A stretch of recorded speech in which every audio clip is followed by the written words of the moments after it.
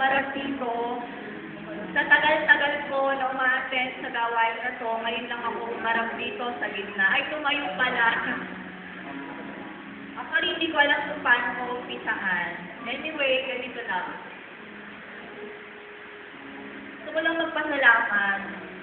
Despite of everything na pinagdaanan namin, lalo-lalo na ako, very blessed pa rin ako sa kabila ng lahat. Kasi malapit na akong umalis. Ang pray ko lang, sana magkaroon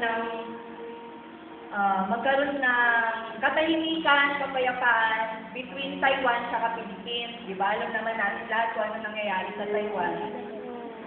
So, pinagpipray ko lang maging maayos yung kalagayan ng mga Pilipino doon, especially yung treatment, tsaka yung samahan ng Taiwanese tsaka Pilipino. So, isa ako sa mga aalis next week, papuntang Taiwan. Ayun, lubos-lubos ako nagpapasalamat kasi napakabait ni Lord. Sa kabila ng mga nangyari, sa kabila ng mga, basta lahat-lahat na. Alam ng pamilya ko yon. So, yun lang, share ko lang sa inyo kung gaano kabait si Lord sa akin. Ayun, magpa-flight na ako May 27. Hopefully, maging maayos, tsaka magkaroon ng katahimikan, kapayapaan, kaligtasan para sa aming lahat na aalis. Pag-pray na rin sa amin.